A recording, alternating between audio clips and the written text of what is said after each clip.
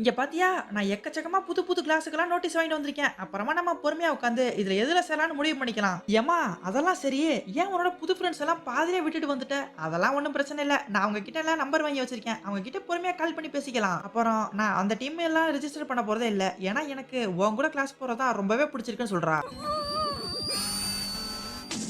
சிகப்பு காய் போது கருப்பு காயும் பின்னாலேயே போத சரியில்லையே. ஆமா, இந்த ரிஜிஸ்டர்னா என்ன?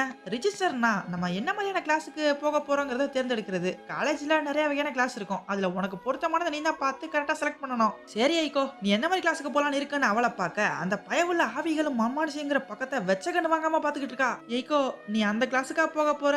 எனக்கு அந்த சப்ஜெக்ட்லாம் சுத்தமா செட் ஆகாதுன்னு உனக்கு தெரியும்ல? தெரியும் தெரியும், அதெல்லாம் எனக்கு நல்லாவே தெரியும். சும்மா தான் அதை பாத்துக்கிட்டு இருந்தேன்னு ஒரு மாதிரி சோகமாயிடுறா. ஏய்கோக்கு சின்ன வயசுல இருந்தே பேய் பிசாசு கதைகள்லாம் ஆர்வம் அதிகம். ஆனா அதையெல்லாம் எனக்கு பிடிக்காதுன்னு பெருசா அதை பத்தி என்கிட்ட பேசவே மாட்டா. இப்போ இவ கொஞ்சம் கூட மாறாம அதே மாதிரி தான் இருக்கா. ஆனா இந்த கிளாஸுக்கு போறத நினைச்சாலே எனக்கு அடி வயித்தெல்லாம் கலக்குதே.